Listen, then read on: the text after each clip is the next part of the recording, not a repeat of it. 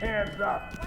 Hands up, do it now. Bump your hands up. Bump your hands. Tag this guy. Get down. I want to see hands. Police, hands up. Shit, sorry. Hands up, hands up. Repeat, civilian is DOA. Yeah, my bad. Reporting. Copy that. I thought he was going for a gun. Oh dear. Tactical. Hands up. Police, get down. Yeah, I like that.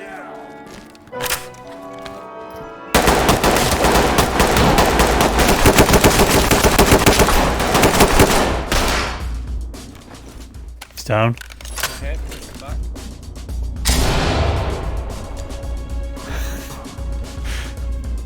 This is the least tactical unit you've ever seen. So I sure as hell don't know what I'm doing. Down on I'm gonna flashbang. Flashbang. Get on the ground now. Nice. So Ready or Not has just come out. It's just been released in early access, and I think it surprised pretty much everyone with just how polished and good it is straight off the bat. So I want to talk about it, I want to go through it. I've played a decent amount of it and I just want to give you guys my thoughts on it. And I should say straight away that I might be a little bit biased here because I am a big fan of tactical shooters and they were very popular back in the early 2000s. They're just starting to make a bit of a comeback now, which is really good to see. And also it's made by a indie developer, and I think we're going to see more of these kind of games made by indie developers as technology's moved on and there's this niche, this area that's been neglected by the bigger studios. Some of these smaller studios are going to pick up that slack. So yeah, I'm going to be a bit biased, because it's a tactical shooter, because it's an indie developer that are actually caring about making a good game and not just building a game around a monetization system, which we tend to see quite a lot of nowadays. So I did see some early footage of this game and I was excited for it, but I did also think they were going to struggle with some aspects. I definitely thought it wasn't going to be as fleshed out as it is upon release. Now, one thing that I've read which seems to be making a big difference for these guys is that their quality assurance team apparently was unbelievably rigorous. Now this is something with games you often see and you wonder, like, have you guys, if they've got issues, you wonder, has anyone actually played this game? Are they not seeing the kind of things that we're seeing once it comes out into release? And what it seems like these quality assurance guys have done for Ready or Not is they've just not let anything slide. I feel like they've just really made sure that this game has, been tested thoroughly and made sure they've made the correct changes and the correct fixes when they had to. That's not to take anything away from the developers who obviously had to implement those fixes and I'm sure had a good foundation of a game to start off with. But a game which comes out in this kind of standard, it's been through rigorous testing and that gets reflected when it comes to things like Steam reviews, because if it doesn't get tested and reviewed internally, the Steam reviews are going to just nail it as soon as it gets released. So the fact that it's got overwhelmingly positive reviews and it's got I'm sure much bigger than expected player base is a sign that they've done the correct job in development. They've made sure it's been, they are saying it's early access, but it's more polished than a lot of games, a lot of main titles that come out that are not in early access. So they've done a good job there. So let's just quickly run through what it is and what it does so well. So if you ever played any of the old SWAT games, it's pretty much kind of like a successor to those, although there's been a massive time gap between the last SWAT game and this coming out. So obviously technology's moved on a fair bit and graphically I think it looks very good. There's some great sound design in the game as well. It does get you, those are the kind of things that do get you immersed, and some good animations as well. So graphically and visually and just the way it gets you immersed straight away, they've done a good job there, which is a big part of these kind of tactical shooters where they're building tension and things like that. You want to be immersed in the gameplay and invested in making sure that your team does well. So at the core it's a single player feature and also multiplayer. Now I would say personally this game definitely excels if you're playing with some people that's probably the top tier. I've I've personally, no one I know has actually got this game yet, so I've been playing just with random people and also just the single player. And I will say that playing with random people has been surprisingly fun. You know, everyone's been most people have been communicating, not everyone. Most people have been communicating. I would say if you get this game and you want to play multiplayer, make sure you've got a mic and don't be shy about communicating. One slight issue is currently that the voice volume is pretty low. I've increased mine to the maximum, but when the music starts going and stuff like that, especially on local chat, it's quite hard to hear people. So hopefully they'll fix that. I'm sure that's not too big a fix. But yeah, so it is good fun playing with randoms on the multiplayer. The single player, personally, I'd probably say I did enjoy the single player. I'm not sure how long I would enjoy it for. I did kind of, once I had a taste of the multiplayer, I did much prefer that. Although some of you guys, depending on what you like, what you enjoy, I think you would have fun going through the single player. I personally found it quite fun just standing back and kind of ordering my team around. You get a bit more control over you're splitting your teams up into two different squads and just moving them different places and stuff like that. So that can be fun. And if you're really getting into doing missions well, you probably could have a lot of fun of just trying to perfect the way you go through certain missions by using your squad in different ways.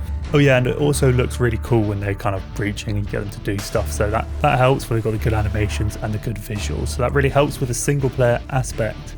But where the game thrives, I would imagine, is if you're playing with people you know and you're able to go through different levels and try different tactics and communicate that with each other. Obviously, when multiplayer with randoms, there is that element of randomness. You don't know what people are going to do. You do find that once you get a good group, you'll play a few maps together and you kind of start to develop different ways of doing things and you're able to communicate a bit better. But if you've got people you know, you can really hone in on certain tactics and try different things. So I think that is where this game will excel. Now, what is good is you don't need, although you can have 5 players going through each mission, you don't need 5 players. Even if you've just got one mate who's got the game or someone you know who's got the game, you can do it 2-player, and quite often we'd be going through a mission, a few guys would go down pretty early and we just continue on, and it'd still be really good fun just with 2 people. So don't worry about thinking you're gonna have to get 5 people together to play the game. You can play it with just 2 and it still is really fun. So let's go through some of the specifics. So it's not all amazing. There are still some limitations. Obviously, I'd say on the whole, it's an excellent game, but there are some things that could be improved. And some of them are personal preference, so they're probably going to be specific to me, whereas you might think differently. But anyway, one of those things is there are a limited number of maps or areas. Areas is probably a better description. But you do get different game modes for those areas. So you might have one that's a bomb threat and you run through that area. Another time you could go through and there's like an active shooter or something like that. So they've designed the levels so they're able to accompany different kind of game modes. Now, depending on what you like, I would always enjoy seeing different areas. Now, this is early access, so I'm sure they're going to add some more areas in down the line. But depending on what your preference is, I feel like that does, having the different game modes, it kind of, a lot of things seem to cater towards if you're with a group of people that you know and you're able to like sequentially go through different game modes and stuff like that. If you're with randoms, you can find sometimes people want to try and you'll end up doing the same game mode for certain maps over and over again. So I think it also depends on like how hardcore you are. So that's another thing for this game. I think there's going to be certain people that really want to hone their tactics and really want to kind of learn how to perfect each level, and those people having a limited number of areas is completely fine, because you do get to know the areas, you do kind of get to know how you should operate, and it can be fun improving the way you operate. I mean, even at the start of this video you saw how terribly I just ran across the other guys that were trying to shoot someone straight ahead of me. And you do learn different tactics, different ways to approach certain levels. So if you're kind of a bit more hardcore and you want to just hone in on that and make sure you can just make yourself like maximally efficient, then a smaller number of areas is fine, because you just keep running through them, you keep perfecting your tactics, and there's elements of randomness for each time you play through a level. It's not like people are in the same area, so it can be fun going through them again. But if you're a bit more casual, you might you might find that the number of areas is limited, and you might be wanting for a bit more variety, which I'm sure they will add in the future.